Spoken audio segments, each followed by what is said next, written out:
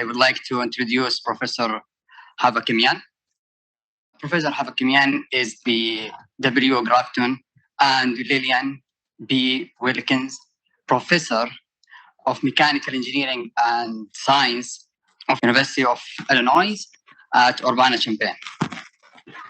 She will talk today about self-learning of autonomous systems. Thank you so much. Great pleasure for me to be here. Thank you, Eric, again for inviting me. And this is a joint talk with my postdocs and students whose names are listed here. If you have watched my last year's talk, which is online, I can call it part 1, and this is part 2. And just to revisit what I showed last year, I will go over our L1 adaptive control overview and its implementation on Learjet platform. I'll just show one video from there, and I will motivate the current developments that we're pursuing, integrating L1 adaptive controller with contraction-based nonlinear controllers, which are more suitable for robotics applications. And I will talk how we integrate machine learning tools for learning the uncertainty to improve the conservatism of these bounds, to make them less conservative. And finally, I will pitch towards distributional robustness, which is essential for generalizing these controllers to a broader class of systems and broader class of uncertainties.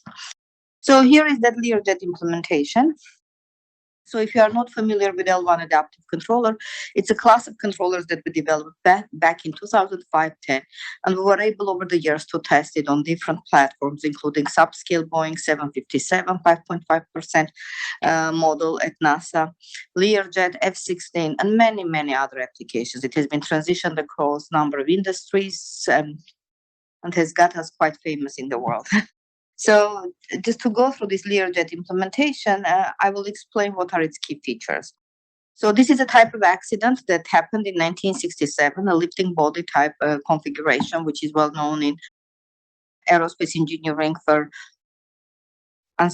roll oscillations. And using the VSS platform of Learjet from CalSpan at Edwards Air Force Base, they are able to load this accident data to generate it in real flight and to train the pilots to overcome these type of situations. We were able to test our controller. Now you will see how it comes. I hope the video is there because the video now is essential. The voice. Right, so this is the accident. You have the airplane? You see, it's this safety switches immediately come on, and now they implement the same accident with our controller, and we're pretty safe. Task at 3, 2, 1, now.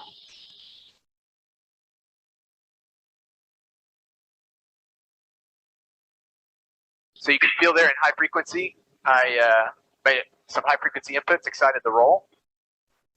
Lower frequency, the roll, overshoot, or oscillation tendency is less. Okay. There's still some there.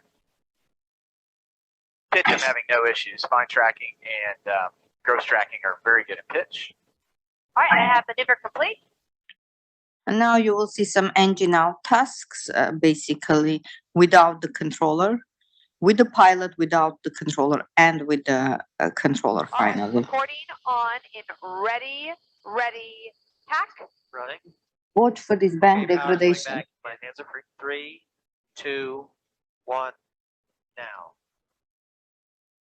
Controls fixed. And recover, please. Okay, and recovering.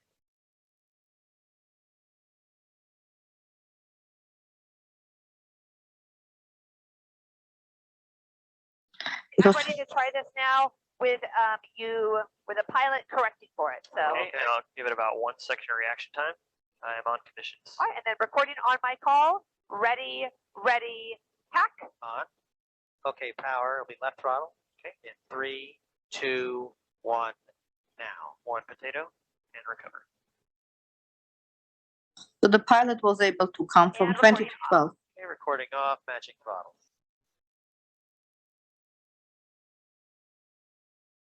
And with L1 adaptive controller, we come down to 3-degree bank Okay, ready for degradation. the recording on ready, tack. On. Okay, left throttle coming back in 3, 2, 1, now. Not touching the controls. Nice demonstration. Yeah, check that out. About 3 degrees of left bank, speeding in the rudder to match. I can feel that. It is descending a little bit, but it's descending a bit, but that would be easy to compensate for. Yeah. Okay. I think you got some good data there. All right, recording off. Matching power, recordings coming off. So I tell always the students that in the real world there is no zero. Zero is a mathematical number invented to make all the mathematics work. 3-degree bank degradation was considered already to be a perfect compensation of the type of uncertainties, in this case, the engine out. So what was the essence of L1 adaptive controller? It decoupled the estimation loop from the control loop that otherwise in conventional adaptive controllers, increasing the estimation rates was causing high frequency oscillations, reducing the tolerance to time delays. By decoupling the estimation and control loops, we were able to increase the estimation rates arbitrarily while the controller is synthesized through low pass filter that protects the robustness margins very well. And we were able to take it this far. So what did we implement here? So we implemented an L1 adaptive augmentation of a baseline linear controller that exists on all the A planes. It comes by default because they do linearization of the flight envelope, gain scheduling, they get an LPV system, and then we put L1 around every linearized controller. The beauty of it is that we do not tune the adaptive gain, which they otherwise had to do with conventional model reference adaptive controllers. In 98, when I moved to Georgia Tech, they were working on the X36 platform, augmenting baseline linear controllers with model reference adaptive controllers. And the tuning of adaptive gain around every flight condition was months of work with Monte Carlo simulations to figure out how to do. We choose the estimation rates arbitrarily fast, subject only to CPU limitation. So it's uniform design across all the conditions. However, if we go to scenarios like this, that was created by MIT and Lockheed Martin last year, what we see here, that fundamental thinking coming from aerospace engineering, that you have a big flight envelope, that you can linearize, gain schedule, get your baseline controllers, put adaptive augmentation to compensate for unpredictable uncertainties, will not work. That paradigm is not suitable for this environment, because fundamentally here, you don't have that big flight envelope to linearize. It's highly nonlinear, highly unpredictable, and you have to do continuous learning, adapting, relearning, path planning, path replanning, and so on. So what's important to understand that this type of challenges that come with robotics applications that we have to deal all the time today with hurricanes, earthquakes, emergency response, and other type of scenarios require fundamentally to have a baseline nonlinear controller that would have the agility to go through all these windows and gates and so on. So what are the new challenges here? These are unpredictable environments, obstacle-rich and cluttered, with highly nonlinear uncertain dynamics. The operations happen at high speed, so we need fast replanning, safe planning in general, safe learning, and we need guaranteed robustness. So the machine learning tools have shown tremendous empirical performance coming with that famous AlphaGo game and many other situations. Nevertheless, these are empirical demonstrations that do not have the type of performance and robustness guarantees that we're used to talk to in control community when dealing with classical control design, Lyapunov analysis, input to state stability, and so on. So control theoretical tools are suitably developed for structured models, parametric uncertainties, deterministic representations, while the data-driven machine learning tools are considering more general models, stochastic dynamics, uncertain environments, unstructured uncertainties, and with their great empirical performance, they are becoming a type of competition to control theoretical tools that have this type of a structured thinking grounded in conventional robust control and well-known Nyquist criteria and so on. So how to bridge the divide, how to get there. So a machine learning controller is an optimization around a loop that you see here on the left, but we need a safety controller there to be guaranteed safety regardless of the learning performance. So our approach is to use nominal control design as foundation for desired properties. We can have the L1 adaptive controller or any other robust controller, depending on what the problem kind of appears to be suitable for. And robust adaptive augmentation is our built up for safety. And we will learn the models or the uncertainties for improving performance and robustness, okay? So learning will remain decoupled from safety. We always want safety. When Captain Sullenberger was landing in the middle of Hudson, I guess everybody was stressed, the airplane was shaking up, they were not sure it would be safe or not, right? But safety was the priority. The performance, how much it's shaking up or not, is kind of coming after the robustness and safety, yes. For clarity, you're talking about the pilot in the Gulfstream aircraft? No, the one that landed in Hudson. Yeah. The one that landed in Hudson in New York. Oh, yeah. Okay. Yeah. So what I want to say, safety comes first, and then the performance, when it's shaking up, people are stressed and so on, is secondary. At first, you want to be safe, right? And then, of course, if you're safe, then you can be also nice. So that's the point. So robustness and safety come first, and learning remaining decoupled from the robustness and safety can help you to improve the performance, okay? As I said, the problem is reduced how to come up with baseline nonlinear controllers that would be suitable for these cluttered, obstacle-rich environments.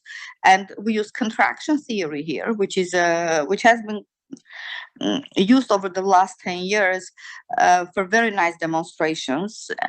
For drones especially, and in different obstacle-rich environments. It is differential geometry-based synthesis for nonlinear nominal models. And we'll use machine learning to take advantage of the lots of data and the sensors to do modeling of uncertainties and so on. So now we are looking into how to augment these baseline contraction controllers, nonlinear controllers, with L1 adaptive controllers, and how to use machine learning to improve the performance and get certificates of guaranteed performance, right? So this brings me to the new outline of the talk, kind of. It's nominal nonlinear control design, robust contraction metrics for uncertain systems, disturbance rejection, adaptive augmentation, incorporating learned dynamics, and looking into the future. So nominal nonlinear control design. For those of you who are not familiar with contraction theory, here is a brief overview. So we consider the uncertainty-free dynamics and the desired objective, a realizable pair X star U star, and we wish to synthesize a feedback controller such that the two trajectories get aligned, right? So this is not equilibrium stabilization, this is trajectory stabilization. We want to get close to the trajectory.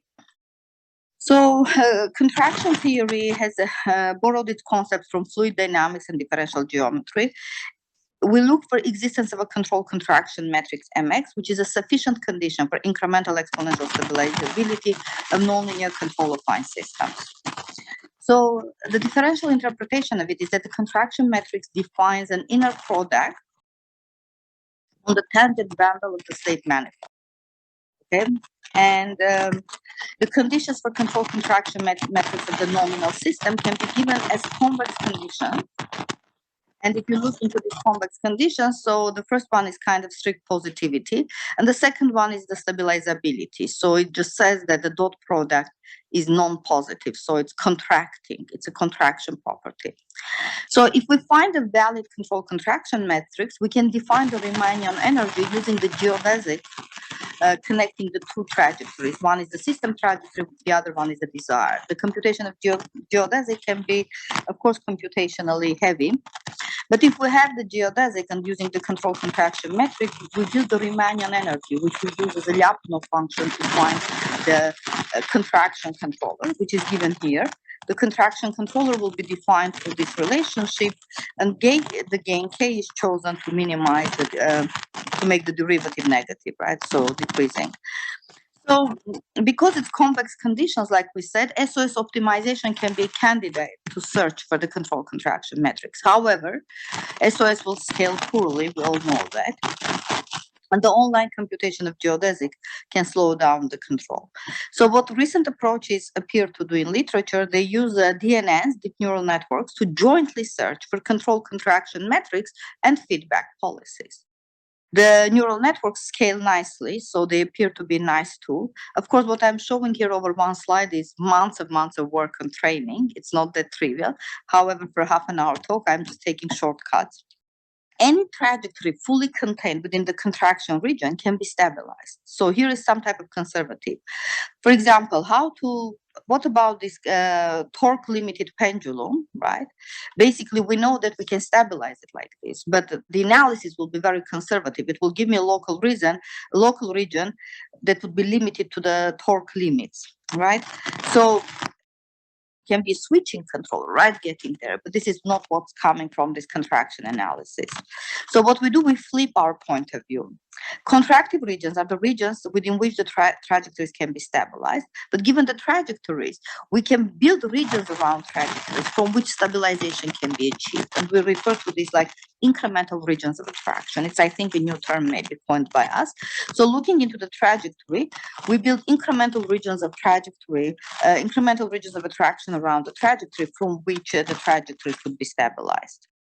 So we cannot use control contraction metrics for incremental regions of attraction and control synthesis because these are pointwise conditions. But the Riemannian energy contains relative information through the geodesic.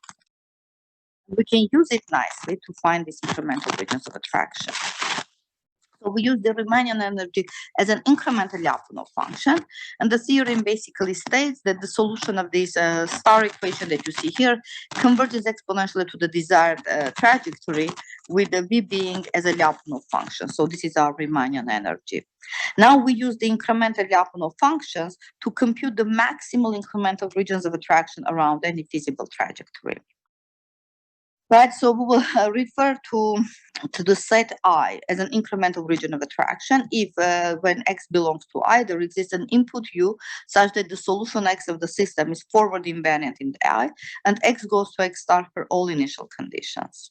And we use the sublevel sets of a valid incremental Lyapunov function as an estimate of the incremental region of attraction. Considering a stabilizable pair, an ILF candidate V star x and k x star u star, right? So this is our consideration. We define delta to be a sublevel set of the incremental Lyapunov function candidate in the following form: if the incremental Lyapunov function candidate is valid over the set for the system with feedback. So then the set is an incremental region of attraction. So what we show here, we optimize for incremental Lyapunov functions and feedback candidates over the space of DNS. We then verify the validity of these candidates to estimate the incremental regions of attraction. And the feedback is then applied with certificates holding over these incremental regions of attraction. What you see here is an inverted pendulum being stabilized from 500 different initial conditions. So what I want here to describe, it's not like just stabilization of it. This problem was solved to us. What we're trying to do, we're trying to get there following a specific trajectory profile, which involves the trajectory and the velocity. Following a specific trajectory profile from 500 different initial conditions, we're able always to convert to the same trajectory. Now, using the control contraction metrics with uncertain systems, we need robust adaptive augmentation. So what I showed you until now involved fx plus bxu. Now I am adding uncertainties hx, bw, xw, right? And my desired trajectory, here are the uncertainties, my desired trajectory is still given through stars, okay? Where stars involve the nominal model of w star, h is not even present here. So the objective is that I want to go through these obstacles without collision. So we modify and augment the previously designed controllers to explicitly account for the uncertainties and the disturbances. So the certificate should be easily incorporated by the high-level planners for safety. So the problem formulation comes down to the following: how to design a feedback controller with a computable rho. Rho will be the radius of this tube, such that the state of the uncertain closed-loop system satisfies the following conditions. We present two approaches that we have developed recently. The first is passive, the second is active. The passive approach is like the robust approach. We compensate for the W, and the active approach will compensate for Hx through adaptive L1 augmentation. So the first one will be the disturbance rejection with robust control contraction metrics. So if I look into this equation, so I'm trying to come up with a controller that would take care of the W, so to follow the desired trajectory. So we are trying to minimize the universal L infinity gain from the outputs, disturbance outputs to the state output of the system. right? So here is the approach. What we do here, we do simultaneous optimization. So if we look into the paper that's cited here, like the second one, right? The second one, what they do, they try at first to design the controller for the nominal system and then derive the tube for the disturbed system using input to state stability analysis. What we did instead, we jointly optimized through solving complex optimization problem involving LMIs for both things together. We get certificate tubes for both states and control inputs in a unified way. And here is the video of what is it, quadrotor, right? Flying through a dense environment. This is a simulation, of course. We just had to produce this video because the paper was accepted in Robotics and Automation letters, and they required a video of the illustration. So here is how it goes in the presence of wind. And now you will see how we, in the presence of disturbances, will remain within the narrow region. So in the presence of obstacles, now you will see how, so the wind comes and our trajectory will keep the, basically, the green is ours, the blue is the one coming from the Pavone paper, and the red would correspond to a specific output to keep it along its line. And now I think we have also the 3D quadrotor verification also in simulations, and we show how we optimize the tube size, like that red shows already optimization of the tube size per a certain variable. And the wind disturbances are modeled up to 1 meter per second. This is the 3D quadrotor flying through an obstacle-rich environment. Of course, it would be good to fly it all in the lab. When we get all the labs back post-COVID, everything has been disassembled. Now we're getting back. Now we show how we handle the matched uncertainty through adaptive compensation, right? If the unmatched uncertainty were disturbance, kind of robust disturbance rejection, now we use the L1 adaptive controller with the contraction-based baseline controller to compensate for the matched uncertainties. And we get a theorem that would show again the decoupled bounds. So the most narrow tube will correspond to the initialization error. The green would be corresponding to the control channel bandwidth. The orange is for estimation of the uncertainties. And as I said, we want to incorporate machine learning. What I showed up to this point shows pure this control theoretical approach. We have contraction-based baseline nonlinear controller that's suitable for navigation in obstacle-rich environments, handling nonlinear trajectory stabilization. When there are uncertainties, we bring in control contraction metrics-based robust disturbance rejection approach, L1 adaptive augmentation. But in the very beginning, I said, today, in the presence of this ample computational data, sensors, and so on, if we can bring in some machine learning tools in a smart way to learn the uncertainty and to reduce the conservatism of our bounds, because all these control theoretical proofs are based on small gain theorem, Lyapunov-like analysis. These give us very, very conservative bounds, okay? For practical applications, quite often, the solutions appear to be not interesting because you claim very conservative bounds, yet you can operate very safely and in a very sophisticated way. Let's see how to bring in machine learning to learn all these things. If I'm kind of recapping, so we use robust control contraction metrics and L1 to establish the foundation for safety. Now, with the help of machine learning, we want to use knowledge to achieve more optimality in performance and more optimality in planning. So if I'm slow and safe on the left, I want to be aggressive and fast on the right. And here is how we bring in the Bayesian learner. So there is a paper from the NeurIPS 2019 that derives this nice bound. So the Gaussians are convenient because they produce predictive distributions. They learn from few data points. And the kernel function allows to integrate the prior model knowledge. And we get high probability error bounds on the prediction. But now our tubes become already probabilistic because we bring in these machine learning tools. We can no more have these deterministic safety certificates. They become probabilistic.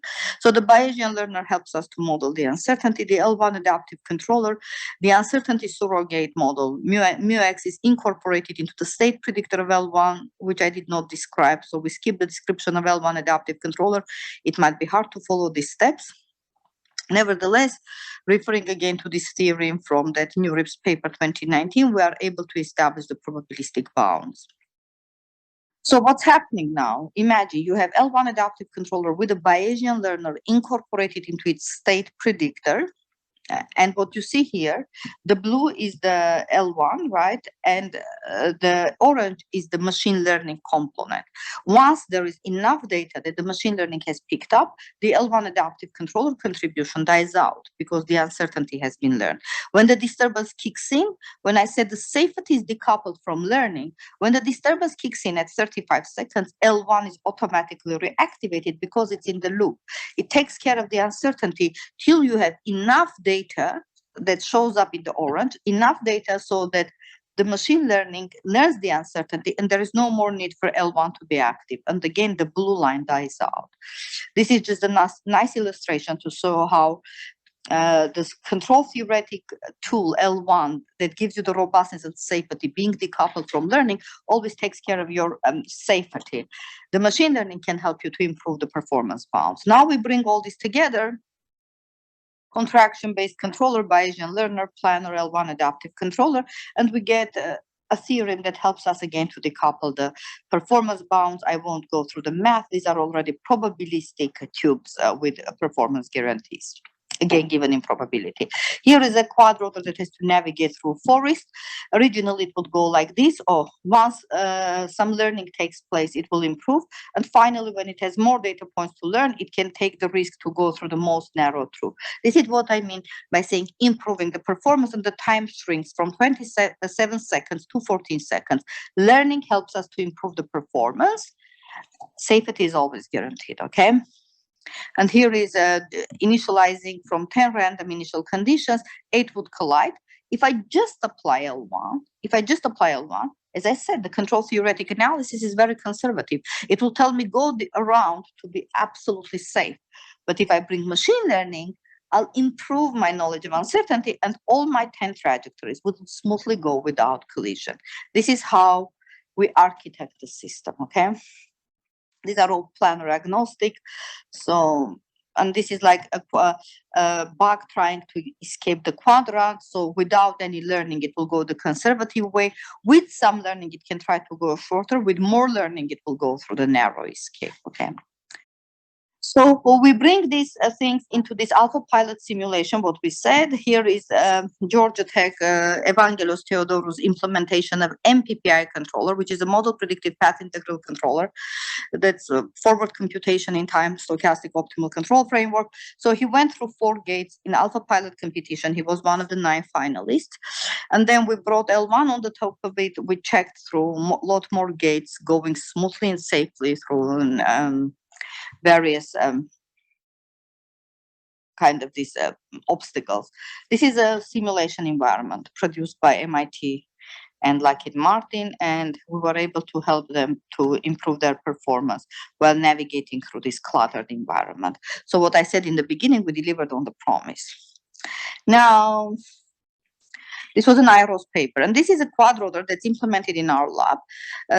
It's an augmentation of a geometric controller, which is quite popular today, being implemented by the famous groups in ETH, MIT, and so on. And with this implementation, you will see we add slung weights. The geometric controller also admits an incremental Lyapunov function. This is the key. So it's not a contraction controller, but it is a controller that has ILF, and that's the key point. You have ILF, and you can do L1 augmentation, and you can have the whole framework analyzed.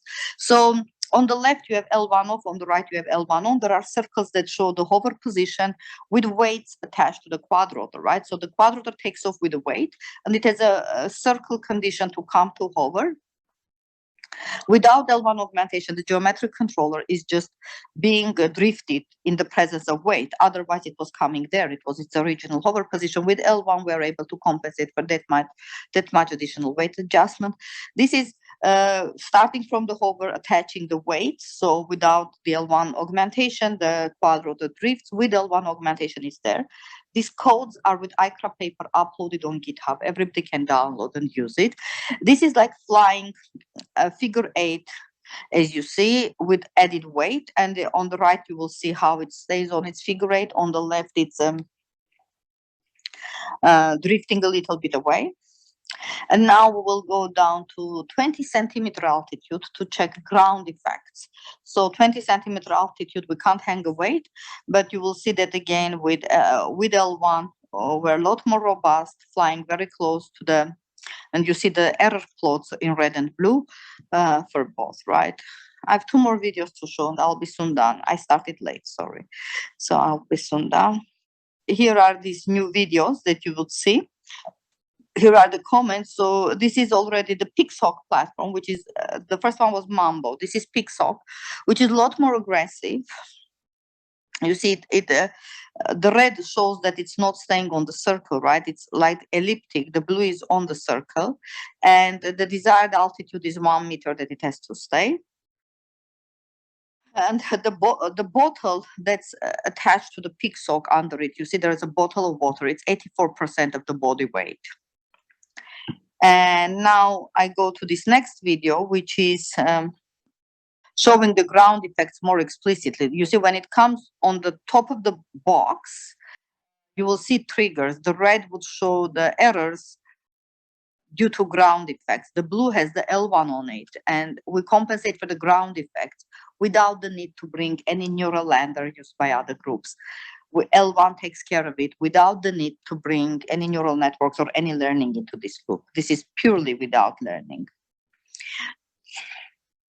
Okay, so now this is just showing the comparison with different weights being added in this experiment, because watching all these movies and seeing the figures is hard. Here we show that the L1 performance deviation is within the green. Without the L1, the performance deviation is in red. So this means that L1 is so well compensating for different weights to achieve always the uniform performance, like the variation of the performance bounds is very small. And this is famous reinforcement learning that becomes so popular in machine learning community. People are using for different robotics applications. What we do, we take a pre-trained reinforcement learning policy, implemented for different scenarios, including different uncertainties. And we show that when even these uncertainties change, the reinforcement learning will collapse. L1 will help to leverage. Here is that movie with L1. So we will show here a PenduBot, and we implement different reinforcement learning policies, and we show how L1 will compensate for it. This is the PILCO nominal case. It's stabilized, no question. Now we add the uncertainties, the 3 different nominal controllers. Safety actor critic, and now the other one, DRSAC. Okay, now we bring in the uncertainties. Loss of control effectiveness by 50%. PILCO collapses, L1 handles. Loss of control, so 3 controllers, loss of 50%. You see, they all collapse differently. Some of them are more robust.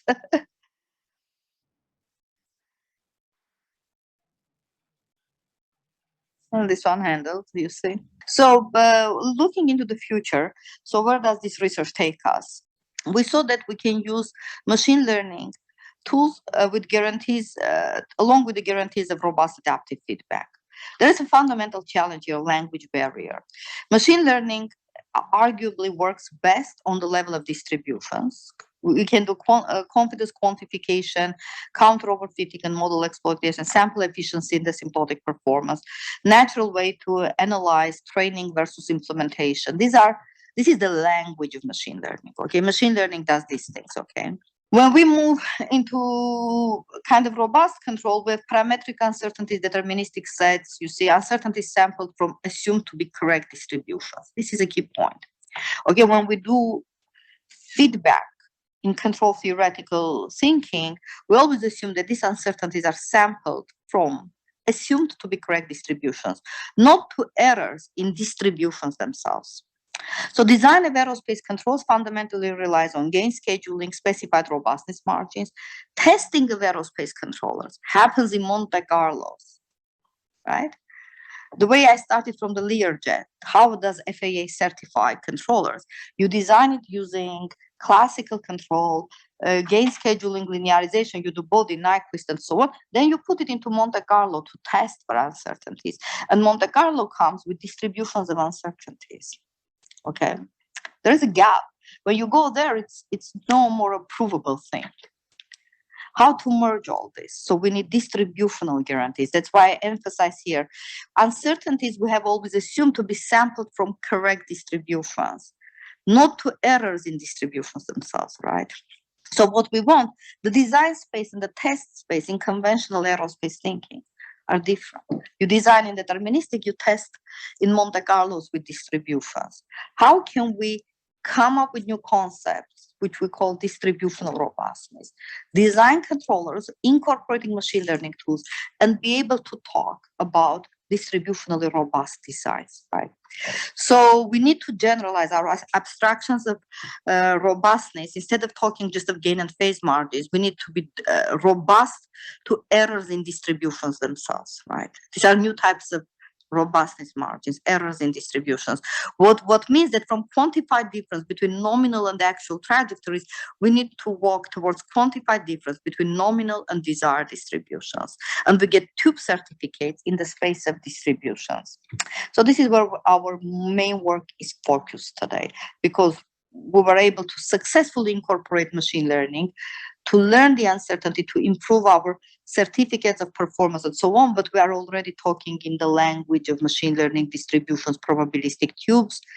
And if we look back into aerospace, they do deterministic design, they go into Monte Carlo to test for robustness to uncertainties, right? Maybe we can close this whole big gap for aerospace community by walking into robotics and coming back to aerospace.